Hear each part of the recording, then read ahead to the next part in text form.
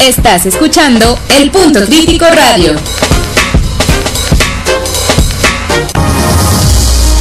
Perspectivas periodísticas. Periodismo joven con responsabilidad. Información, análisis, entrevistas, reportajes. Con los periodistas Ivonne de la Cruz, Miriam Ruiz y Arturo Suárez.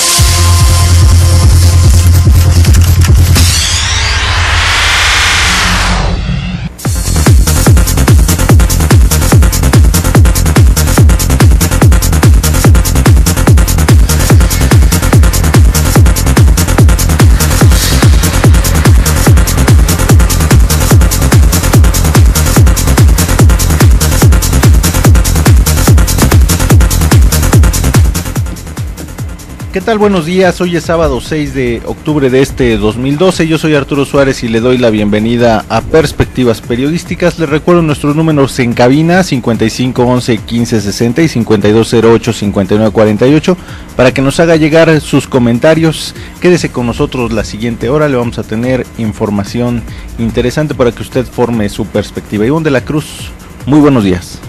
¿Qué tal, Arturo? Muy buenos días al auditorio, gracias por estar en esta transmisión a través de www.elpuntocritico.com. Tenemos muchas cosas que compartir con todas y todos ustedes, así que quédese con nosotros. Rafa Lule, muy buenos días. Muy buenos días, Iván, muy buenos días, Arturo, muy buenos días a todos los que nos están escuchando, y efectivamente tenemos mucha información que tratar en esta hora de transmisión.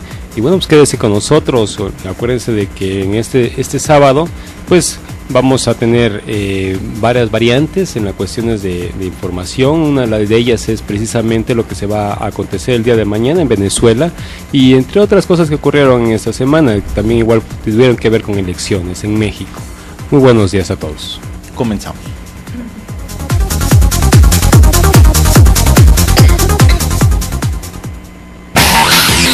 En perspectiva.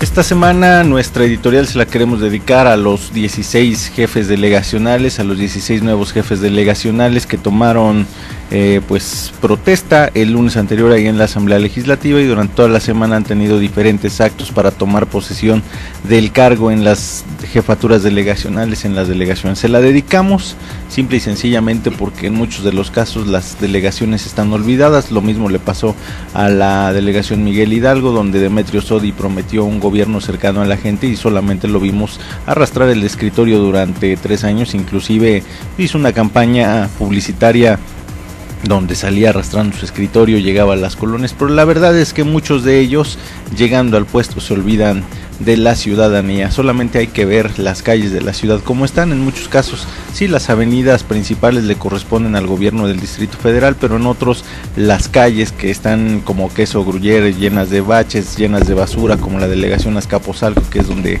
yo vivo. Ahí tengo mi casa habitación. Bueno, pues está hecha una porquería la delegación, llena de basura, inseguridad, y el señor que era el delegado pues ni sus luces en los últimos 3-4 meses de su administración. Así es que siempre que comienzan las nuevas administraciones tenemos la esperanza de que las cosas cambien. Sí, así es, hay varias delegaciones, no es el caso tuyo, Arturo, sino también igual de muchos de nosotros. Por ejemplo, ahora sí que platicaré mi caso en Coyoacán, también igual con el delegado anterior, Raúl Flores, pues igual también lo que es basura, lo que es poda de árboles. De hecho yo metí un requerimiento de poda de árboles y ¿cómo se llama?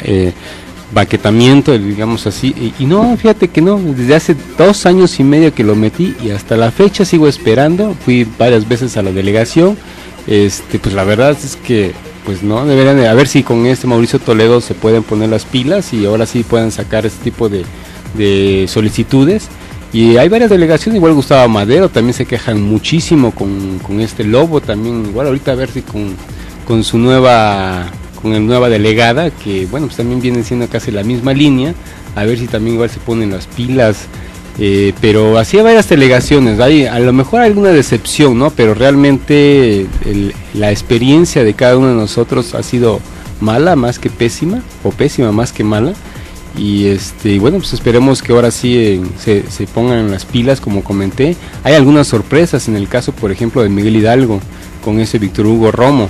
Veremos un cambio de partido entre lo que era PAN, como tú comentaste, Arturo, precisamente con ese Demetrio Sodi, que hubo algunos grises más que oscuros en las cuestiones de administración de la delegación, y ahorita vamos a ver un nuevo comienzo con el PRD, Miguel Hidalgo, a ver si ahora sí va a haber algunos cambios, que yo espero que sí, pero pues de ahí en fuera pues vamos a determinar que hay línea de cuestión amarilla, y si siguen las cosas como antes, pues va a ser bastante gris. ¿Tú qué opinas, Ivo? Definitivamente habría que hacer un análisis real de cuáles son las situaciones. Yo creo que tendríamos que pensar si podríamos cambiar el esquema de organización en las delegaciones. Me refiero propiamente a que 3 años de una administración siempre se utiliza para justificar que es un periodo corto y que no les alcanza para realizar todas las propuestas que ellos tienen. Esto podría ser analizado, y en caso de que se lleguen a conclusiones de que a lo mejor un sexenio, que pudiéramos tener un delegado en un sexenio, tal vez podría pues haber mejores resultados, y lo pongo tal vez entre comillas porque tenemos algunas pruebas claras en el gobierno federal donde muchas cosas quedan inconclusas. Otra situación que me parece importante es ver las dificultades financieras con las que siempre se enfrentan los nuevos delegados. No justifico las nuevas administraciones, pero si ya sabemos que se presentan estas dificultades porque se roban material al final, ya el clásico de que salen hasta con las ruedas de las sillas de las administraciones, y este tipo de situaciones se presentan constantemente, bueno, ¿por qué no ponerle un freno? Y esto evitaría que se justificaran los delegados o los funcionarios con que es que no tenemos cómo actuar, cómo podemos realizar obras o cómo podemos cumplirle a la ciudadanía si no estamos entrando con un déficit o con una deuda ya anterior, ¿no? Entonces habría que revisar desde estos puntos de vista cuáles son las condiciones en las que ellos pueden laborar, y por supuesto como ciudadanas, como ciudadanos, exigir que se cumplan, seguirle la pista a los nuevos delegados. Pero ¿cuál sería tu propuesta en ese rubro, Estivo, para que precisamente no sucediera lo que estás comentando? Porque efectivamente eso es lo que pasa cada 3 años. Yo no creo que sea que se le dé más tiempo. Yo creo que si se le da más tiempo, bueno, se ha visto precisamente que con 3 años llegan al poder, se olvidan, y llega la ciudadanía a solicitar cosas, necesidades precisamente de la comunidad, y no los atienden. Entonces imagínate, con 6 años sería lo mismo, ¿no? Pues es lo que vemos en el gobierno federal, por ejemplo, ¿no? O lo que pasa con los gobernadores, o sea, finalmente son periodos establecidos, y mucho de lo que se está justificando es precisamente eso. Dicen, es que no tenemos el tiempo suficiente para implementar las medidas necesarias para darle seguimiento a estos programas.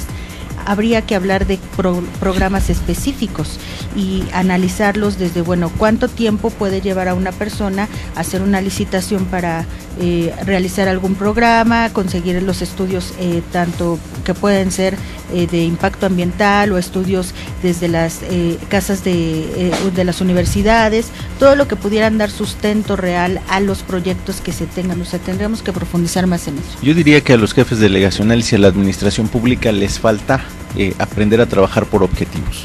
Son apenas más de 1000 días, 1098 días los que tendrá un jefe delegacional, así como un diputado, que es lo que trabajan 3 años, ¿no? Bueno, es el periodo eso de que trabajan, lo podremos entrecomillar, sí, entre comillas. pero son más de 1000 días en los que me parece que hay algunos proyectos que sí se pueden sacar, y hay otros a largo plazo que definitivamente pues 3 años no les alcanza. Y cuando sí, llega la nueva administración no los corta, los cambian, así ¿no? es. Entonces me parece que en esta parte de las nuevas administraciones pues tenemos la esperanza de que las cosas cambien, ¿no? Cuando se haga una evaluación dentro de 3 años vamos a encontrarnos con el mismo caso en algunas delegaciones en donde no cambió la situación, en otras donde sí, en otras donde están completamente peor. Y yo resaltaría un punto más para terminar este editorial, que es los grupos de siempre son los que se quedaron con las delegaciones.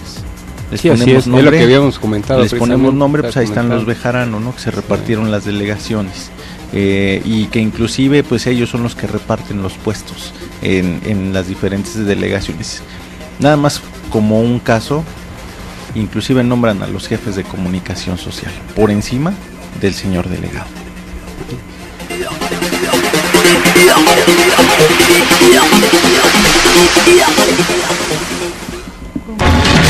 Perspectiva interna, aquí y ahora.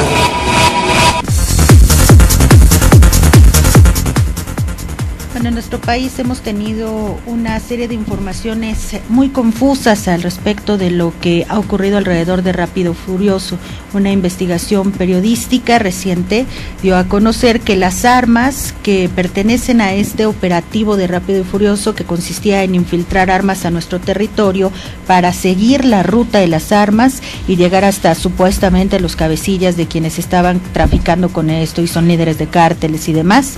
Y bueno, finalmente quedó en que se perdieron los norteamericanos en este intento. Y bueno, esta investigación periodística revela que parte de esas armas que entraron a México como parte de este operativo han sido detectados en algunas masacres importantes en nuestro país, como el caso de Villas de Salvarcar, donde varios jóvenes fueron asesinados y fueron acusados por el propio presidente Felipe Calderón de ser supuestamente miembros del crimen organizado, y después se tuvo que desdecir cuando comprobaron que eran estudiantes de Ciudad Juárez.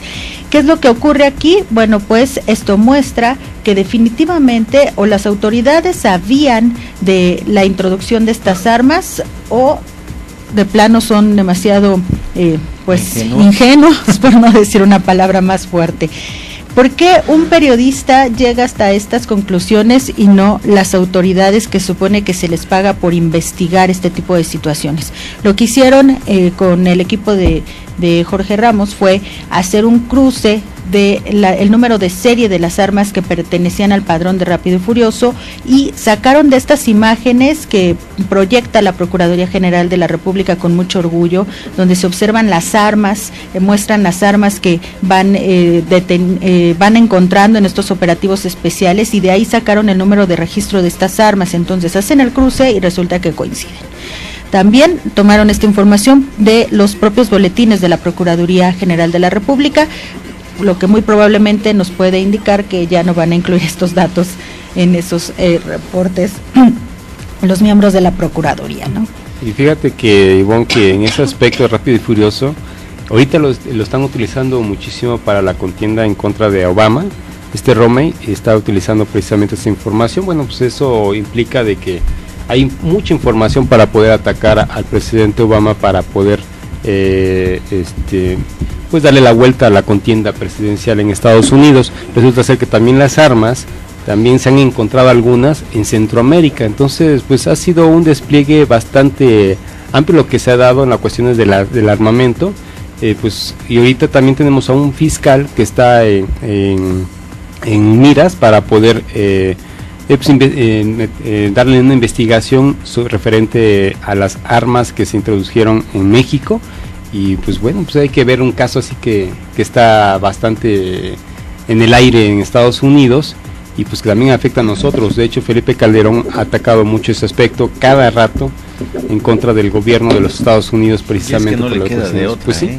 O sea, no le queda de otra más que hacer ese llamado y hacer evidente lo que desde hace muchos años se sabe, es decir, que Estados Unidos pues tiene el control del armamento. Del armamento, sí, claro, pero también el control dentro del territorio nacional, ¿no? Este operativo que se hizo Rápido y Furioso, donde las autoridades mexicanas dicen, bueno, primero era no sabíamos, luego, bueno, sí sabíamos, pero poquito, y al final resulta que una de dos, o fueron tontos, ineptos por no tener la información, o si la tenían, pues están permitiendo una intromisión de los Estados Unidos al país. Y por otro lado, yo también diría que te dan un palo y luego te dan el trapito con esto de la iniciativa Mérida, ¿no? Una iniciativa donde se supone que hay varios millones ahí, cientos de millones de pesos para que se pueda capacitar a los mexicanos en esta lucha en contra del crimen organizado, en que se tenga también mejores policías y diferentes situaciones. en donde te apoyan los Estados Unidos, y por otro lado nos encontramos con este caso de las armas. Es decir, la autoridad mexicana, la Procuraduría, la Secretaría de Seguridad Pública Federal, pues han pecado de omisos, ¿no? Han pecado también del desconocimiento de la situación real del país, y tienen que ser los reporteros, los periodistas los que hagan su trabajo cuando ellos tienen toda la capacidad económica y toda la capacidad de inteligencia, ¿no?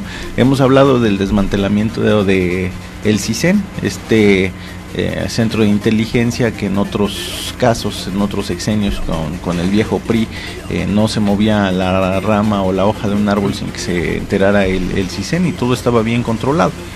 No estoy diciendo con esto que esos tiempos fueron mejores, ¿no? Porque eran tiempos de espionaje y que eran tiempos de donde todo estaba controlado, pero hoy sabemos que eso es utilizado para fines políticos y no para lo que fue realmente el origen, que era un control, que era la inteligencia del país, tener bien ubicados a los que se entrometían, ¿no? Antes de que estallara un problema, los tenían sentados ahí en gobernación y el secretario ya les decía y les sacaba sus trapitos al sol, y ahí quedaba todo, ¿no? Ahora solamente se ocupa para el espionaje político. Y además también aquí aplicar una política de doble discurso, también la de Estados Unidos, ¿no? Por un lado, exigiendo la lucha contra el crimen organizado, y por otro lado dando las herramientas para que puedan precisamente generar esa guerra, ¿no? Una guerra que durante estos 6 años aquí en México ha costado muchas vidas, ha costado más de 70,000 víctimas también.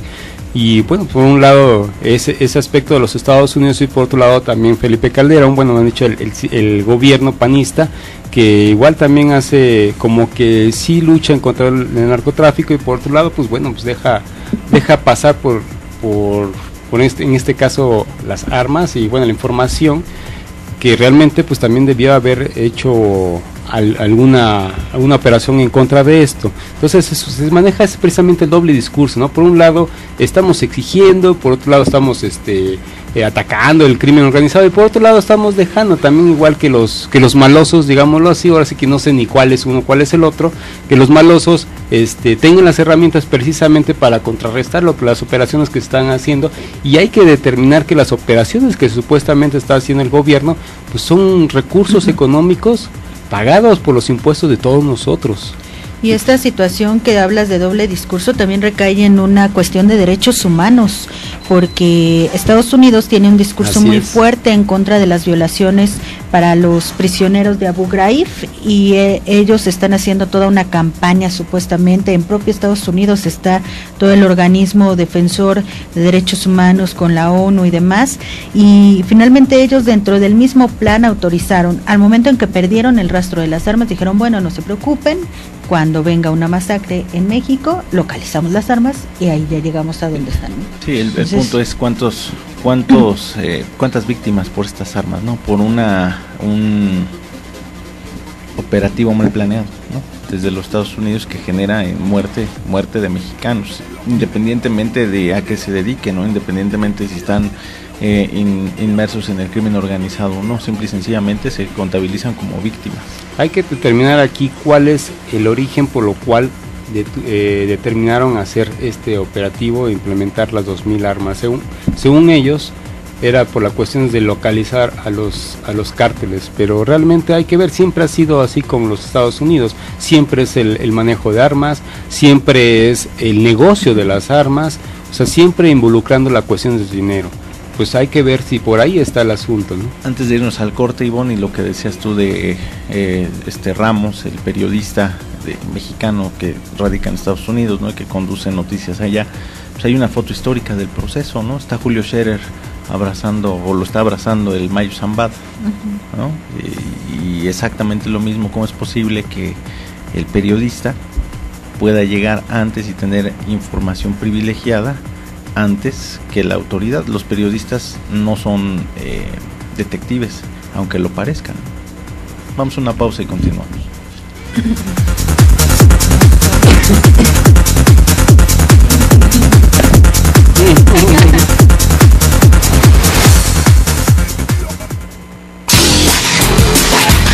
Continuamos con los periodistas Ivonne de la Cruz, Miriam Ruiz y Arturo Suárez.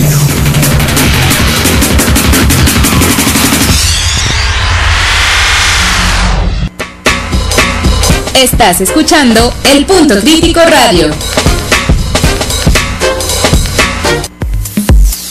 Comentario en punto con Yumin Monfort.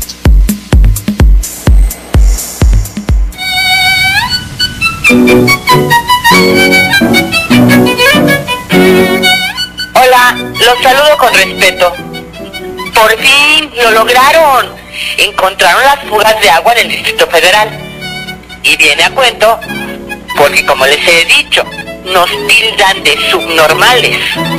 Ahora resulta que no se facturaron 460 millones de pesos por concepto de cobro de agua. Pero no se preocupen, porque en el informe del Sistema de Aguas de la Ciudad de México reportan que clausuraron 759 tomas clandestinas. Eso sí, en el lapso del sexenio del gobierno capitalino actual. Para que vean que sí trabajamos. Desde hace varias décadas, en las delegaciones Iztapalapa, Magdalena Contreras, Gustavo A. Madero, Álvaro Obregón, donde está la zona exclusiva de Santa Fe, por mencionar algunas, tienen gravísimo desabasto de agua. Si de casi 32,000 litros de agua por segundo que llegan a la ciudad, el 30% se pierde por las tomas clandestinas y por el propio sistema de distribución, es una merma notable. ¿O estaban dormidos que no se dieron cuenta? Y hablando de distribución, cortan el suministro durante días porque están reparando el sistema del Cutzamala. Tienen años arreglándolo. ¿Qué tanto le hacen? Ya era para que hubieran acabado. ¿A dónde se ha ido ese dinero? Por supuesto, estoy hablando del gobierno capitalino en turno y de los anteriores, cuando eran regencias. Para empezar, no deberían existir eso que elegantemente llaman fugas. Si los funcionarios públicos lo han solapado, pues es parte del negocio de las pipas de agua que les venden a precio de oro a la pobre gente. Ni a cuál irle. Nos siguen vendiendo la misma gata, pero con otro moño. ¿No les digo? Para el Punto Crítico Radio, Yumin Monfort.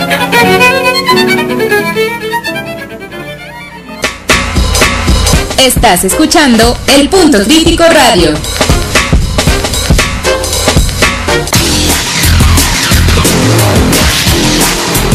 Regresamos a Perspectivas Periodísticas. Periodismo joven con responsabilidad.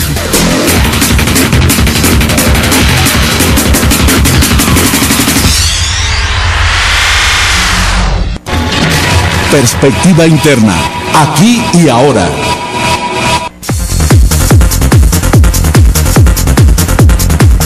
Continuamos en Perspectivas Periodísticas. Les recuerdo nuestros números telefónicos: 55 11 15 60, 52 08 59 48.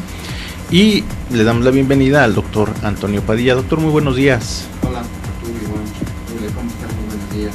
Parece que ese micrófono no funciona, fue plan con maña, porque el día de hoy se enfrentan los linces y también los frailes, doctor. Ahora sí, no fue censura, fue un problema técnico. Bienvenido, buenos días. ¿Cómo están ustedes? Muy buenos días, Lule y Boncita. Buen día, y doctor. buen amigo, ex amigo Lince. ¿Cómo estás? Muy bien, doctor. ¿Y tú qué tal? ¿Cómo van los preparativos para el partido del día de hoy? Mira, estamos tan seguros de la preparación de nuestro equipo que definitivamente pues vamos a ganar. Esa es la mejor respuesta. Oye, y tenemos un invitado el día de hoy. Te trajiste al coach de los frailes. Fíjate que tengo una relación muy muy importante con el coach Gustavo. Tenemos casi 24 años de conocernos. Él fue head coach de varias categorías y él ha sido coach de mis hijos inclusive. Entonces, imagínate si no tengo una buena relación con el coach Gustavo, al que Gustavo te damos la bienvenida a este programa. Bienvenido, Gustavo Islas. Muchas gracias por la invitación, es un placer estar aquí con ustedes. Coach de los frailes, ¿desde cuándo? Soy coach de los frailes, tomé la parte del programa a nivel general, todas las categorías en el pasado mes de abril, pero bueno, ligado al fútbol americano y a los frailes es desde 1977, realmente soy egresado del Tepeyac, desde el kinder hasta toda mi historia profesional y académica en el Colegio del Tepeyac, Universidad del Tepeyac, y como jugador desde 1980 empecé a jugar, terminé mi elegibilidad en 1993, he sido coach desde 1988 a la fecha y he tenido la oportunidad de estar en diferentes instancias, diferentes categorías, desde categorías preinfantiles, infantiles, juveniles, intermedia y actualmente en la Liga Mayor. Tengo la responsabilidad sobre todo del programa del fútbol americano en el colegio de la Universidad del Tepeyac sobre 17 categorías y hoy en particular con la Liga Mayor estoy al frente. Gustavo, ¿cómo hacen esa relación, esa sinergia entre la parte académica y la parte del deporte ahí en el Tepeyac? Y insisto mucho porque esto es un modelo muy de Estados Unidos, ¿no? Donde se combina el deporte, particularmente el fútbol americano, con los estudiantes. En algunos casos en la Universidad de Estados Unidos, si no tienes cierto promedio, pues simplemente no puedes estar en un equipo de fútbol o en cualquier equipo deportivo. Aquí es algo similar, realmente tenemos esa cultura, somos un colegio de más de 70 años de tradición, el fútbol americano está cumpliendo 60 años y realmente lo que se busca es que todos los estudiantes puedan practicar ciertos deportes. El fútbol americano es un estandarte en el Colegio del Tepeyac, al igual que en la universidad. El 60% de los jugadores, cuando mínimo, son jugadores egresados del Tepeyac o jugadores activos.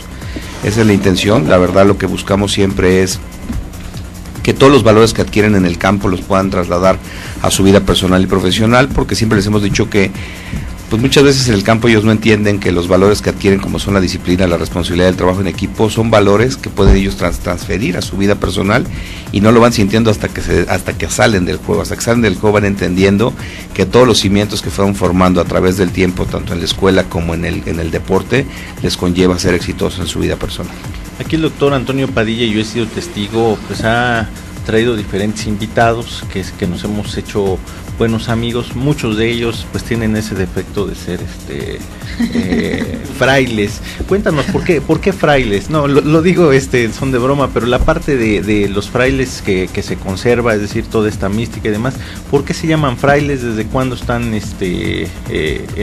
esto del americano? Mira, llegan hace muchos años a la abadía del Tepeyac el padre Burton Allen Blues, y él lo que hace es, como bien mencionas, como ves, es un padre que venía de Estados Unidos, traslada las mismas tradiciones que existían allá.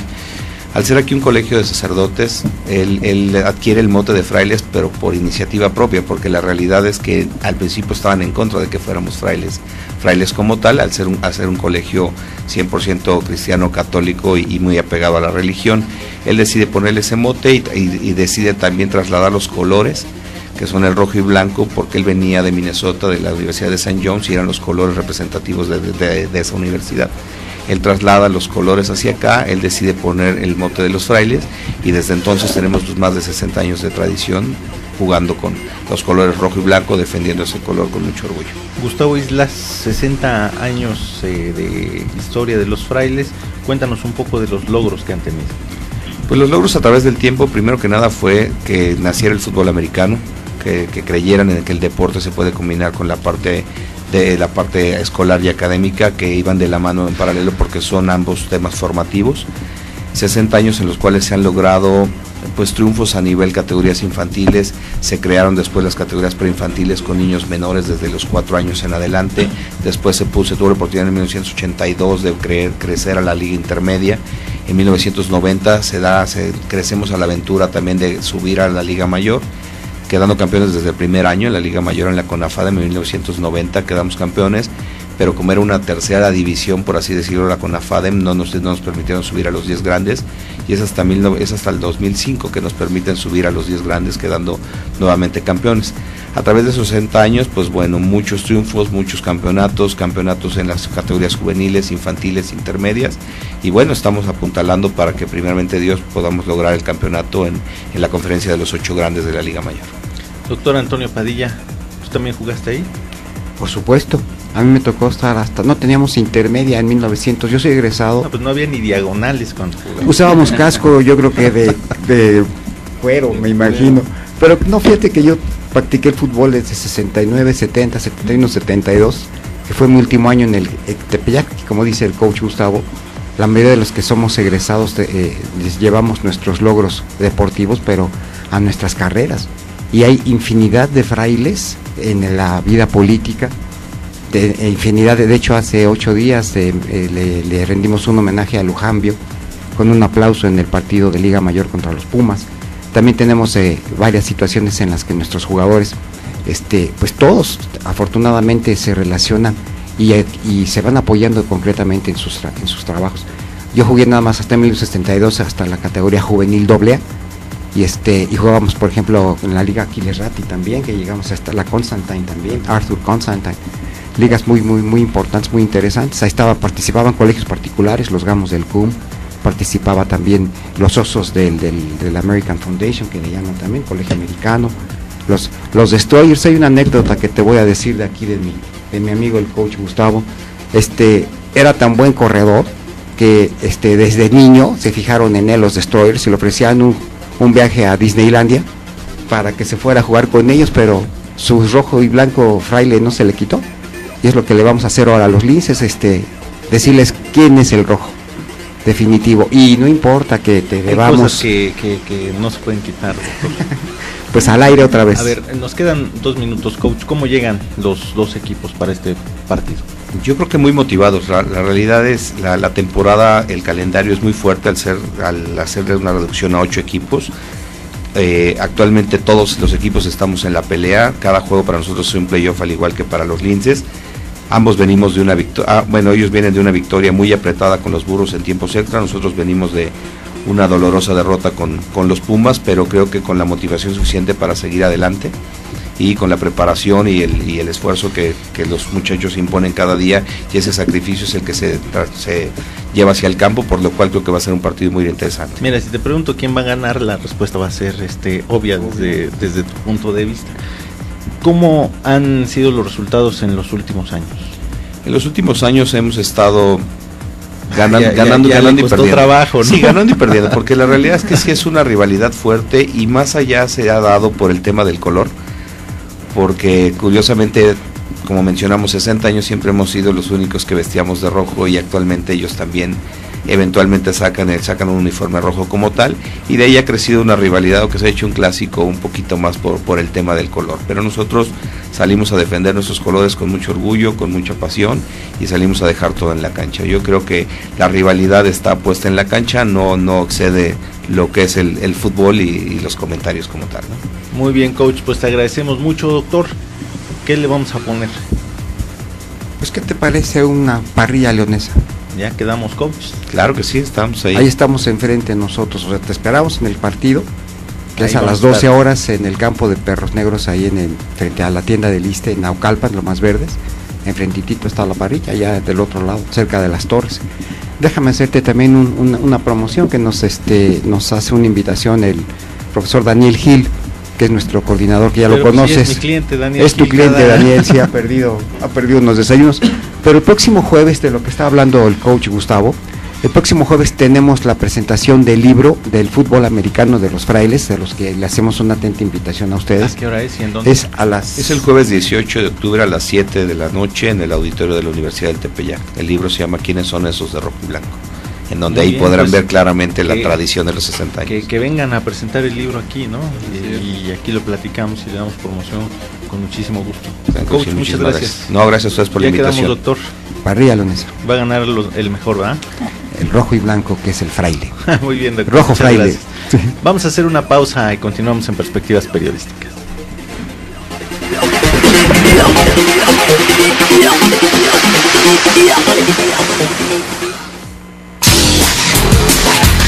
Continuamos con los periodistas Ivonne de la Cruz, Miriam Ruiz y Arturo Suárez.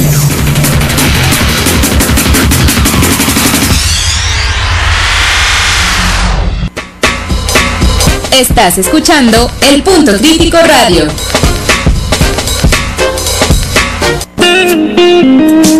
Comunícate a la cabina del Punto Crítico Radio. 5208-5948. Escríbenos al correo elpuntocriticoradio@hotmail.es. Bad boys, what you gonna do when they come for you? Hola, yo soy Anaís de Melo. Ven a disfrutar conmigo los gustos y los placeres de la vida en Viajando con Gusto y Placer. Te espero todos los viernes a las 5 de la tarde, con repetición los martes a la misma hora a través del Punto Crítico Radio.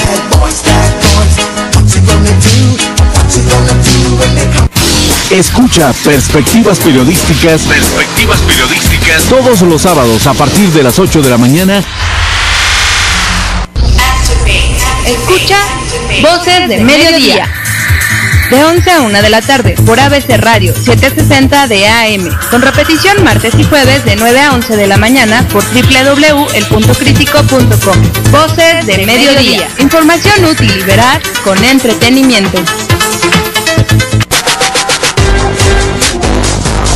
Hola, somos Óscar Quijano y Silvia González. Y los invitamos a que nos escuchen en Dinámica del Poder, un espacio de análisis político y sociológico. Siempre con temas de actualidad sobre la realidad de la política mexicana. Escúchanos todos los viernes a las 18 horas en Punto Crítico Radio. Porque los discursos son más que palabras. Estás escuchando El Punto Crítico Radio.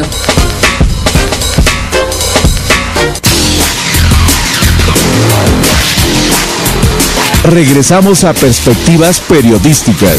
Periodismo joven con responsabilidad.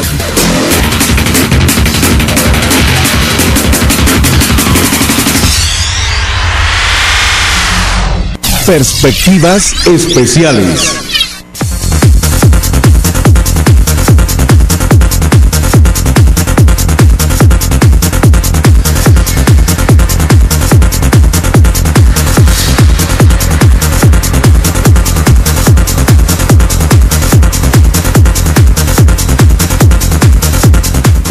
Continuamos en Perspectivas Periodísticas. Nuestros números telefónicos 55 11 15 60 y 52 08 59 48 para que nos haga llegar sus comentarios, para que nos haga llegar pues toda la información que usted crea pertinente.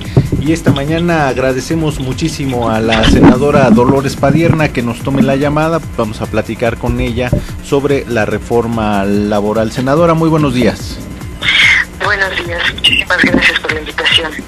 Senadora, pues ya turnaron esta iniciativa a la Cámara de Senadores. ¿Cuál es tu punto de vista sobre esta nueva ley que se propone para los trabajadores?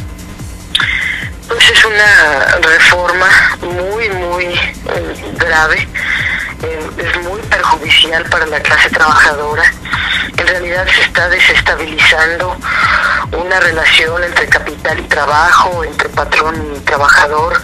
Lo primero que hay que señalar es que el Estado, las instituciones del Estado, tienen que tutelar los derechos de los trabajadores y conservar ese equilibrio entre capital y trabajo.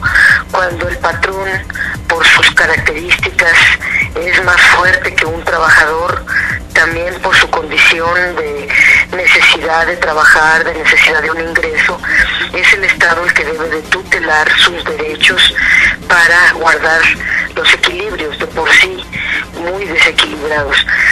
Pero esta ley aborda temas, por ejemplo, el que los trabajadores puedan ser contratados por un día, por hora, por 30 días, por 185 días, por 6 meses a lo más, en contratos muy de libre despido y sin unas condiciones claras de prestaciones laborales y de remuneraciones adecuadas.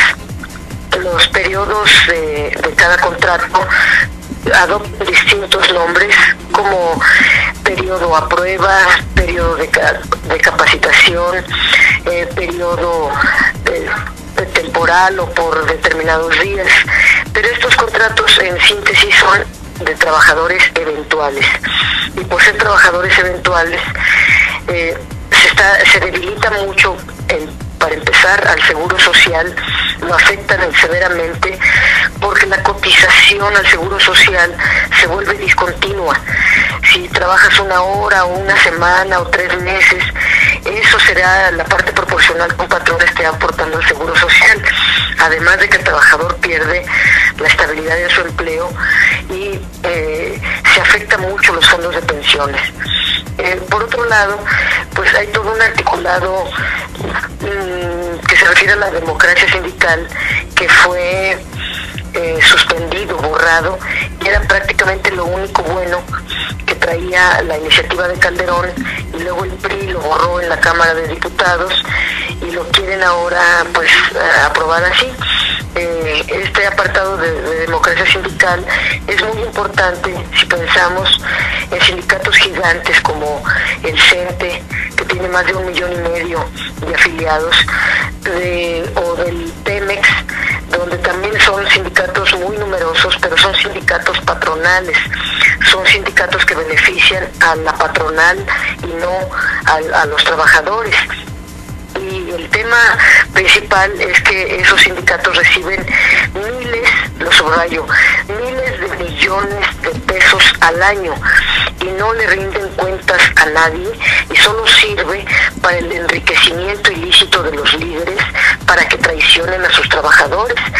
Entonces nosotros necesitamos poner este apartado para que por primera de cuentas los contratos se voten o sean firmados por los trabajadores. Así los contratos colectivos los conocerán los trabajadores, los votarán y sabrán su contenido.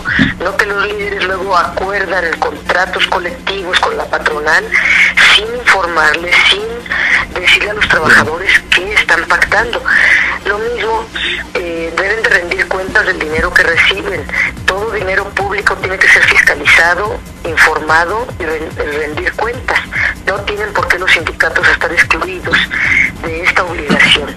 Y lo mismo, pues, está una parte de transparencia donde estamos pidiendo que, de acuerdo al IFAI, se les aplique el IFAI a los sindicatos para que estén obligados a publicar los contratos, las condiciones, y todo el mundo pueda saber en qué circunstancias se encuentran los trabajadores. Quisiéramos que desaparecieran las juntas de conciliación y arbitraje, que están sumamente corrompidas y que actualmente ya no ayudan a nadie. Es un gasto enorme que hace el Poder Ejecutivo en esas juntas, que en realidad son un nido de corrupción. Lo que estamos pidiendo es que se desaparezcan las juntas de conciliación y arbitraje, se formen jueces laborales y pertenezcan al Poder Judicial de la Federación, un poder distinto del Poder Ejecutivo. Ahora bien, esta ley habla de que a lo más 12 meses habrá de salarios caídos. Cuando hay un juicio laboral y el juicio se tarda más de 12 meses, ya nada más te pagarían 12 meses de salarios caídos. Eso sería muy injusto. Lo queremos equilibrar diciendo que también la justicia laboral tardará a lo más 12 meses. Y pues hay un tema bien grave que es el outsourcing o la subcontratación, donde una empresa principal subcontrata a otra que funge como intermediaria, y quien paga, que es la empresa principal, no tiene directamente un compromiso con los trabajadores, que son los que surtirían el bien o el servicio.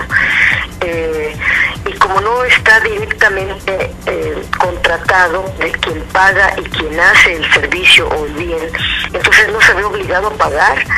Y esto es gravísimo porque nos hemos encontrado muchas empresas que solo se dedican a administrar contratos de trabajadores y luego a veces dejan a los trabajadores sin pago y sin prestaciones. El outsourcing o subcontratación es un régimen que se practica mucho, es lo que nos dicen, y en efecto, y lo que hace Calderón en su iniciativa es legalizarlo. Ahorita es ilegal, lo que hace Calderón es legalizar ese método de subcontratación. Luego la Cámara de Diputados, además de legalizarlo, lo regula, le pone candados, criterios para aplicar la subcontratación. Y bueno, nosotros no quisiéramos que existiera, pero como existe, nosotros preferimos que tenga esos candados, que esté regularizada, a que pues funcione con libre arbitrio como está ahora. Por ejemplo, dentro de los candados que le pusieron en la Cámara de Diputados correctamente, pues es de que debe de justificarse el carácter especializado de la subcontratación. O sea, si una empresa en toda su cadena productiva no tiene un bien que necesita, no produce un insumo que necesita, lo puede subcontratar a otra empresa, pero lo tiene que justificar. Ahora bien, las subcontratadas no pueden abarcar la totalidad de la cadena productiva, no pueden sustituir, suplir a la empresa principal, y también pues no puede comprender tareas iguales o similares. Si yo hago tornillos, no puedo subcontratar a otra empresa que haga tornillos, tiene que ser muy distinto. Lamentablemente le quitaron un candado muy importante que decía que la subcontratada no puede realizar actividades sustantivas que sean el objeto principal de la empresa. Y bueno, pero ese es otro apartado bien grave. Dolores, ¿cuál es la estrategia que ustedes están planeando para tratar de detener todo esto que nos estás poniendo sobre la mesa, que es lamentable, por supuesto? Digamos que de alguna forma ya se ha comentado o es de todos sabidos que PRI y PAN van a apoyar la iniciativa como está. ¿Qué es lo que piensan ustedes hacer para detener esto? ¿Van a tomar tribuna? Es muy importante tu pregunta, porque lo que ocurrió en la Cámara fue un método de abuso de poder, de mayoriteo, de no respeto a los grupos parlamentarios, de cerrazón ante la sociedad, darle la espalda a los trabajadores. Y lo primero que hay que recordar o subrayar es que nosotros somos representantes populares, no somos ahí representantes del Consejo Coordinador Empresarial o de las élites políticas o económicas. Ahí nos lleva el pueblo y nosotros nos debemos a la gente, a la ciudadanía, y ellos son nuestros patrones en todo caso. Por eso lo que ocurrió en la Cámara fue muy grave, porque fue un avasallamiento a los diputados y diputadas de izquierda, un aplastamiento, un mayoriteo sin el menor procedimiento parlamentario. Eso lo tomamos como experiencia y acá en el Senado hemos hablado ya para que se establezca un procedimiento. Lo primero que se va a hacer es audiencias públicas con quien lo desee, empezando por los trabajadores, que ellos nos den sus puntos de vista, platiquemos, les demos los documentos, los comparativos, cómo venía la de Calderón, qué se aprobó en la Cámara, cuál sería una propuesta opcional, y que ellos participen de la elaboración de los documentos, porque son ellos los que tienen el derecho, también son los directamente implicados, y lo más importante son los que votaron, y por lo tanto son los que deben de llevar la voz cantante. Nosotros somos instrumentos de la sociedad, nosotros somos el canal, la voz, la opinión de los ciudadanos, no puede ser de otra manera. Entonces lo primero que vamos a hacer es las audiencias públicas, después vamos a hacer foros con especialistas, con abogados laboristas, gente que sea muy experimentada en cada uno de los temas, para que se analice a profundidad. Vamos a debatir en la tribuna, que sea muy claro qué opina la derecha, qué opina la izquierda, cuál es el diferendo, dónde está la litis, dónde está el problema, la diferencia en contenidos, y votaremos. A lo mejor ya la Cámara, el Senado decide una mayoría para X o Z artículos. Y yo quiero decirte, independientemente de la correlación de fuerzas al interior, y en el supuesto caso de que el PRI y el PAN se sumen y hagan una mayoría, nosotros no vamos a detener el procedimiento, nos vamos a ir a la Suprema Corte, porque hay inconstitucionalidad en muchos de los artículos que quieren aprobar las y los trabajadores domésticos. La reforma obliga a trabajar por 60 horas semanales. Eso viola la Constitución. Nadie debe trabajar más de 40 horas por semana.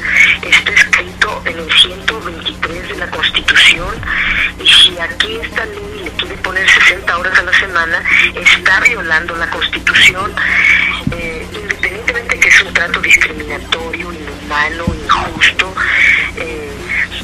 es inconstitucional. Entonces nos vamos a ir a la Suprema Corte para acusar de inconstitucionalidad esa ley, que no entre en vigor hasta que no se aclare que es completamente apegada a la Constitución.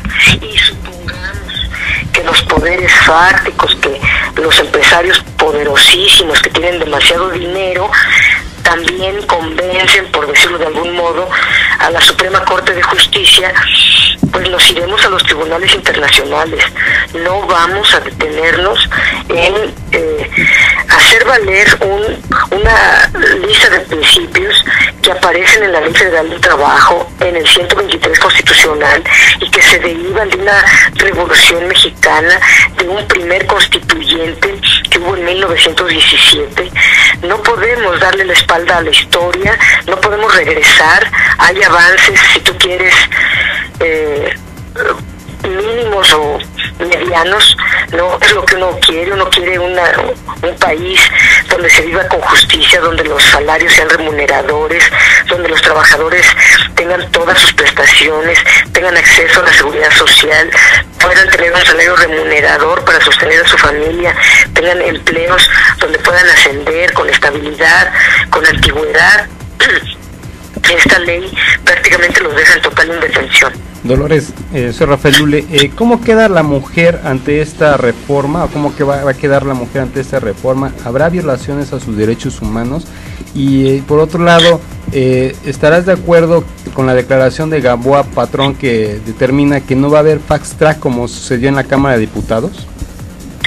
Sí, hemos hablado con él y afortunadamente él abrió el espacio para dialogar, para conversar, y acordó junto con los otros coordinadores abrir estas audiencias públicas, abrir el debate, darnos tiempo en la Comisión de Trabajo para analizar la ley y ver los pros y los contras, y luego ir al Pleno en Santa Paz a analizar, a hacer trabajo parlamentario.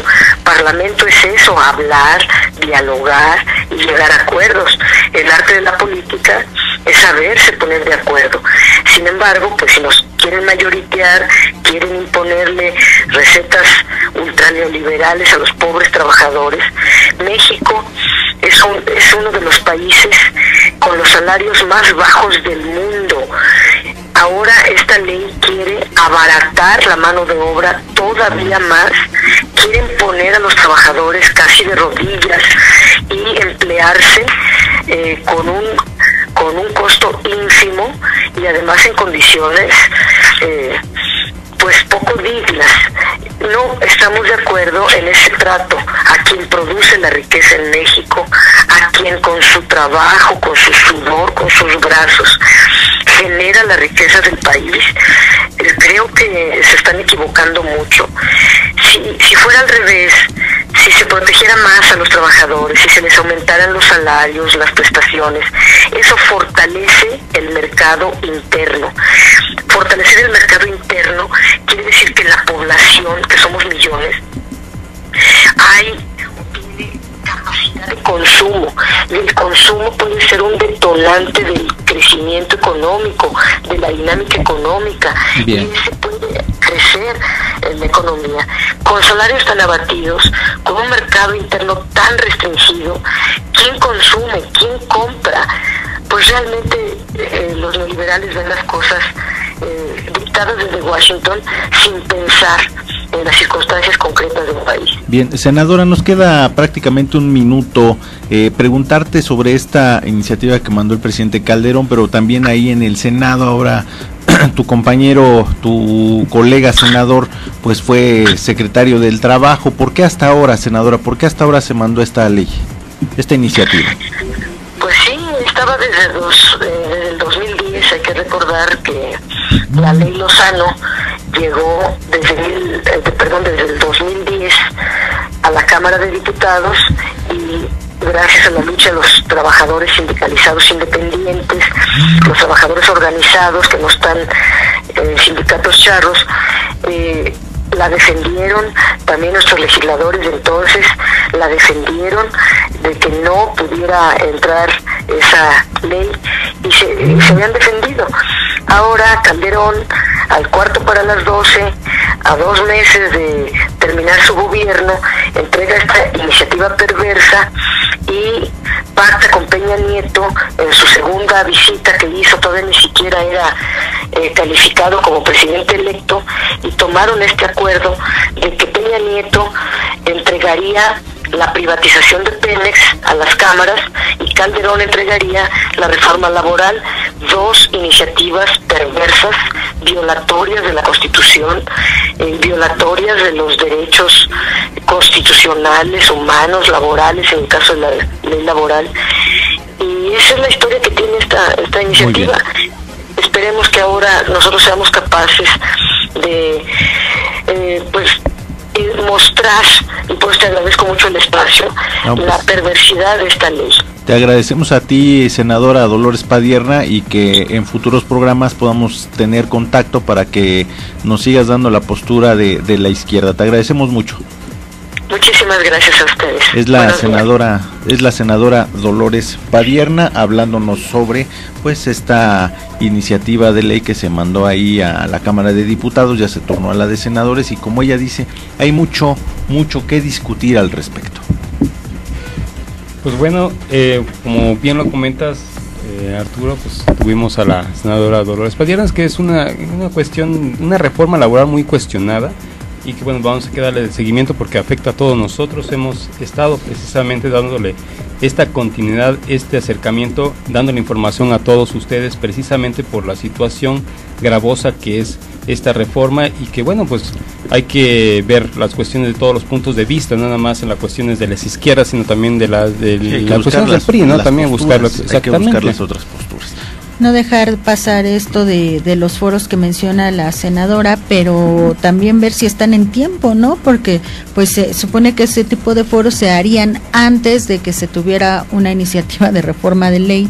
Entonces no sé qué tanto les dará tiempo para meter esta información. Lo que es un hecho es que se le van a hacer modificaciones en la Cámara de Senadores, lo cual ya tendrían que regresarla a la Cámara de Diputados otra vez. Con eso perdería esta identidad de iniciativa preferente, y entonces podría ser que se quede ahí arrumbada otro rato. Vamos a hacer una pausa y continuamos en Perspectivas Periodísticas.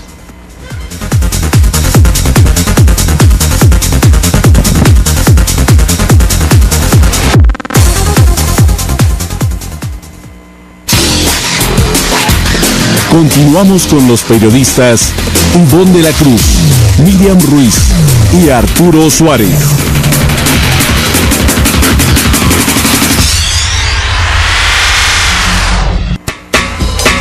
Estás escuchando El Punto Crítico Radio.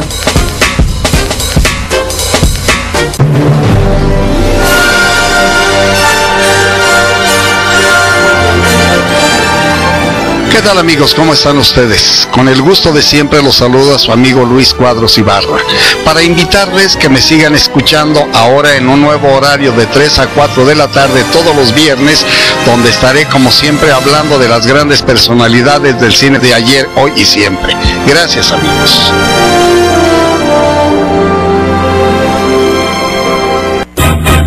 La arena estaba de bote en bote y la gente loca de... Hola amigos, les habla su amigo el catedrático, para invitarlos al programa Leyendas de la Lucha Libre, que se llevará a cabo los jueves de 11 a 12 del día.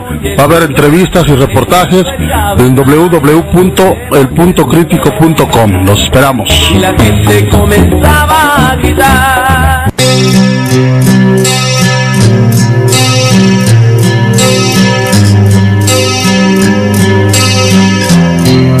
El amor es como un sueño acerca de un Dios con piedad. Si me llegas a enamorar de ti. El amor es como un arma, fría como la soledad ardiente. como una pasión. ¿Y si me llegas a enamorar de ti? El amor es un ritual silencioso de incomparable dolor. No es vida ni muerte en sí, es tan solo la belleza de una flor marchita y seca. ¿Y si me llegas a enamorar de ti, seguiría en soledad? Hiperión. Miércoles de 7 a 8 de la noche por el Punto Crítico Radio.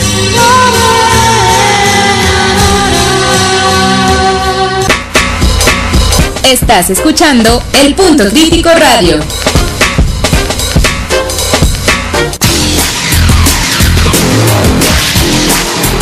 Regresamos a Perspectivas Periodísticas. Periodismo joven con responsabilidad.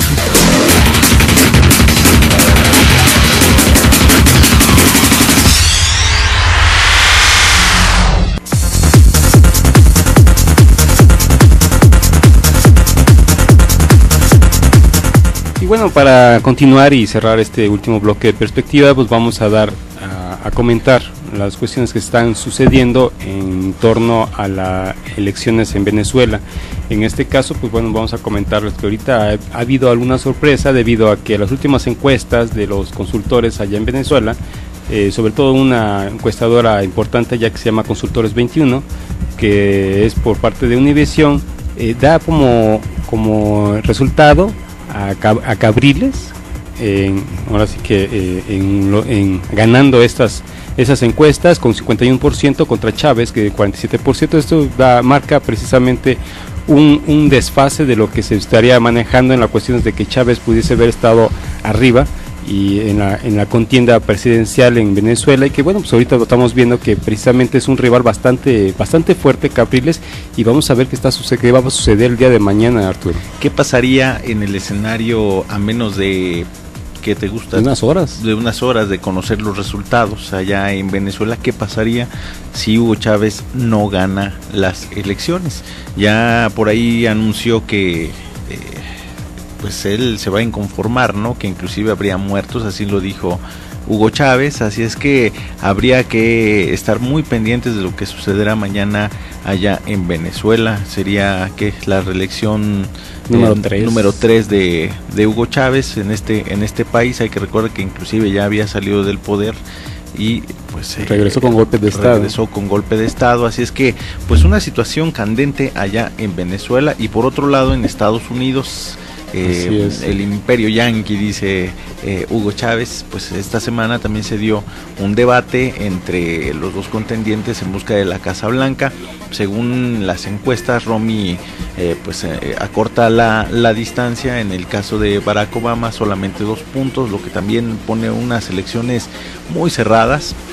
Las elecciones serán en noviembre, estamos hablando de un mes de elección, faltarán otros debates, pero la verdad es que cuando se genera mucha expectativa, como en el caso de México con Vicente Fox, en el caso de Estados Unidos con Barack Obama, después de tener unos gobiernos muy malos, en el caso de Estados Unidos con el expresidente Bush, ¿no? Se generó mucha expectativa con que llegara Obama y que pudiera remediar muchísimas cosas. Hay cosas en las que no se les ha cumplido, ¿no? Por ejemplo, siguen los soldados allá en Medio Oriente. Es cierto, ya sacó a gran parte de las tropas de los Estados Unidos, pero pues ahí está uno de los compromisos incumplidos de Barack Obama, ¿no? El político no deja de ser político y las promesas de campaña no dejan de ser eso, no dejan de ser promesas, y la mayoría se incumple. Y de hecho, bueno, en el caso de Obama, Romer está bastante también crítico de la situación, porque precisamente en el último debate que se sostuvo en esta semana, Romer estuvo aventajado,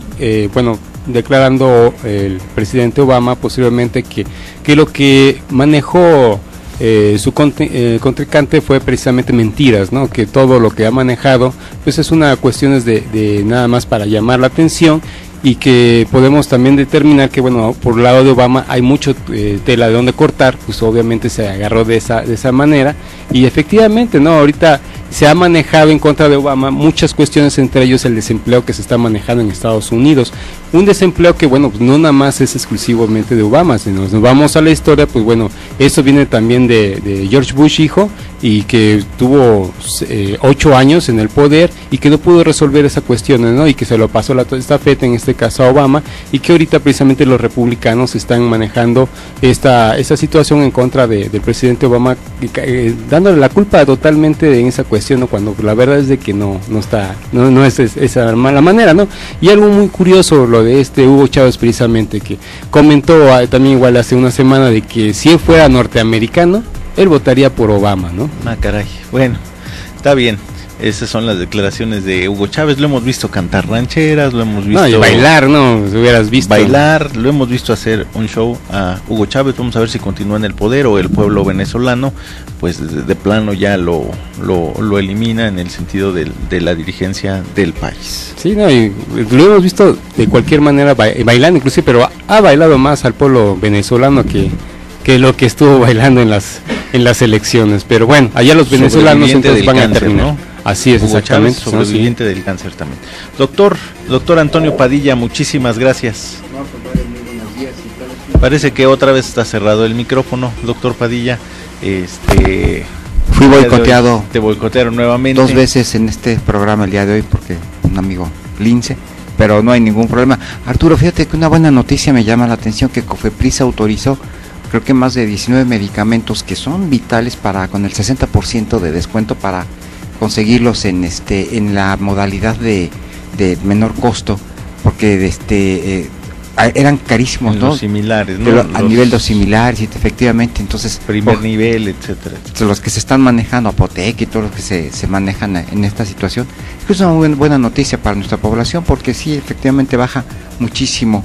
Hay unos antihipertensivos carísimos que se están manejando, los sartanes, temilsartanes, todo ese tipo de situaciones, y están entrando ya en este grupo, a lo mejor desde hace un buen tiempo, pero... ¿Te parece que dentro de 8 días toquemos este tema? Ya traemos la lista, inclusive, vamos a manejarla para orientar a nuestro auditorio. Muy bien, doctor, te agradezco mucho. No, gracias, muy buenos días. Mucha suerte para los frailes. Y lo mismo para los linces, que no salga ningún lesionado, es lo más importante. Gracias, doctor. Rafa. Pues Arturo, pues ahora sí que...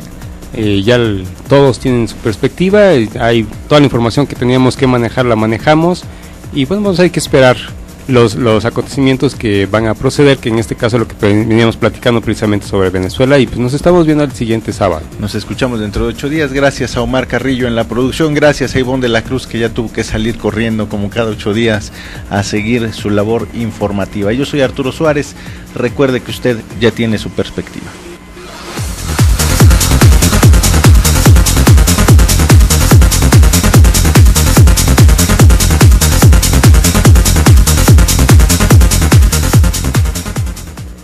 Esto fue Perspectivas Periodísticas.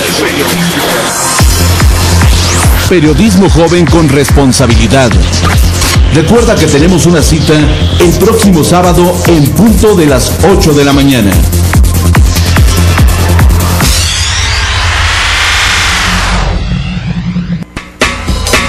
Estás escuchando El Punto Crítico Radio.